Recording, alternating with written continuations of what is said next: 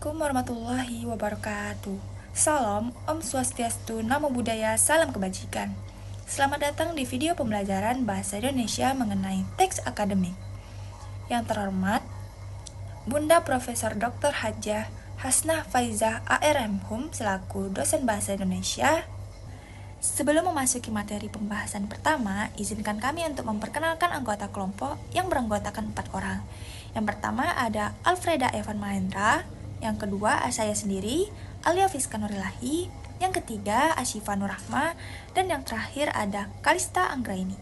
Langsung saja kita masuk materi pembahasan yang pertama, yaitu mengenai pengertian teks akademik yang akan dijelaskan oleh Asyifa Nurrahma. Pengertian teks akademik.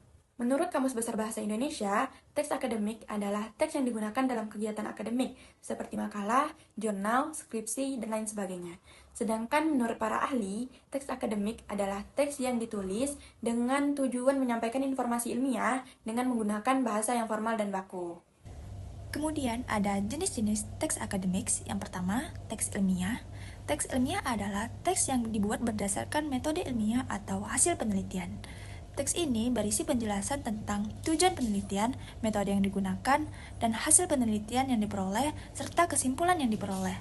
Teks ini biasanya ditulis dalam jurnal ilmiah ataupun publikasi ilmiah lainnya. Kedua, ada teks referensi. Teks referensi adalah teks yang memuat informasi atau rujukan dari sumber tertentu yang dijadikan acuan dalam menulis. Teks ini biasanya digunakan dalam tesis, penulisan tesis, ataupun disertasi. Yang ketiga adalah teks argumentatif. Teks argumentatif adalah teks yang berisikan argumen, pendapat, ataupun opini dari penulis tentang suatu topik atau peristiwa yang sedang terjadi.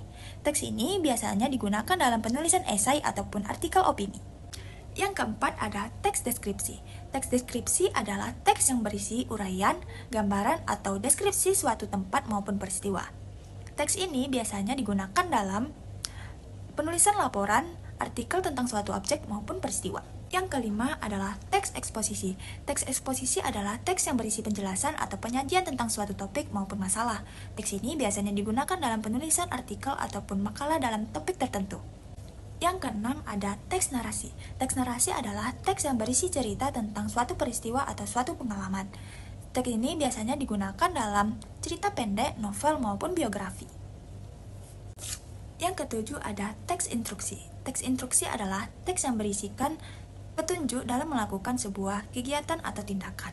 Teks ini biasanya digunakan dalam penulisan buku panduan. Yang kedelapan ada teks proses. Teks proses ialah teks yang berisikan tentang suatu proses atau tahapan sebuah kegiatan maupun tindakan.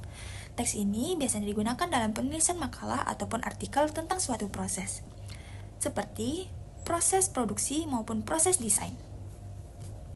Dan yang terakhir ada teks jurnalistik. Teks jurnalistik adalah teks yang berisikan informasi atau sebuah berita tentang suatu peristiwa maupun kejadian. Teks ini biasanya digunakan dalam penulisan berita atau artikel media massa. Selanjutnya ada fungsi teks akademik yang akan dijelaskan oleh Kalista Anggraini.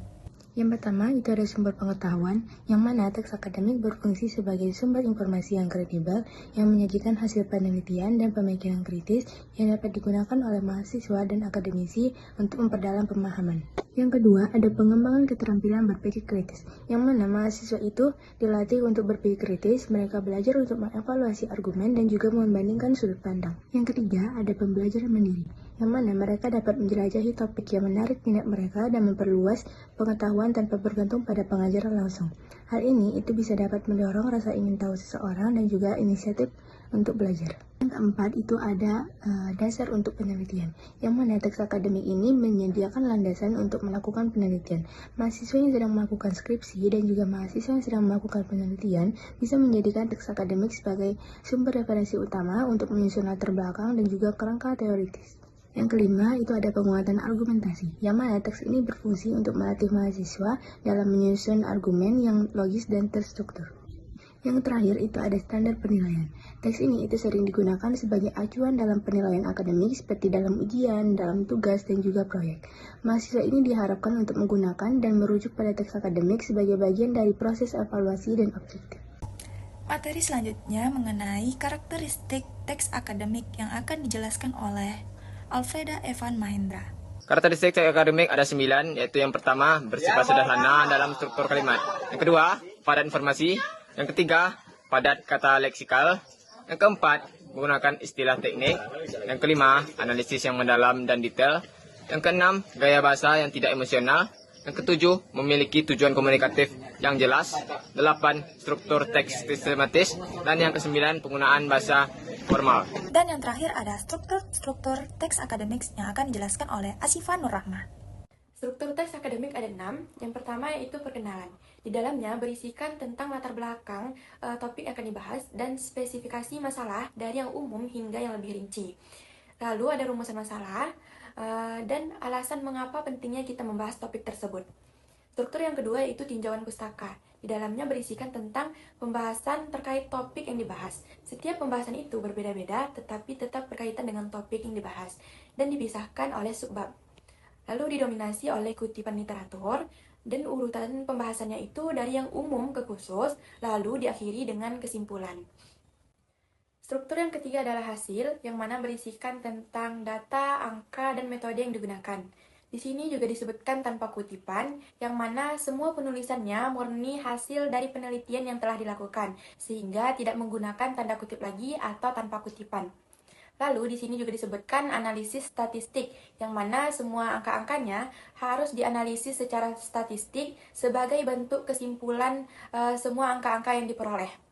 Struktur yang keempat adalah diskusi, yang berisikan tentang membandingkan dan menghubungkan antara hasil dengan tinjauan pustaka, lalu menjelaskan proses dan fenomenanya, dan menarik kesimpulan dari perbandingan dan hubungan antara hasil dengan tinjauan pustaka tersebut.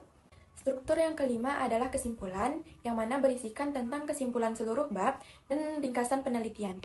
Tidak menggunakan tanda kutip atau tanpa kutipan, dan terdapat rekomendasi penelitian. Struktur yang keenam adalah daftar pustaka, yang mana berisikan tentang identitas atau biodata literatur yang dikutip, dan format sesuai jenis teks akademik, karena setiap teks memiliki format penulisan daftar pustaka yang berbeda-beda. Sekian video pembelajaran bahasa Indonesia mengenai teks akademik dari kelompok 2. Mohon maaf bila kami ada kesalahan dalam penyampaian kata. Kami akhiri. Wassalamualaikum warahmatullahi wabarakatuh.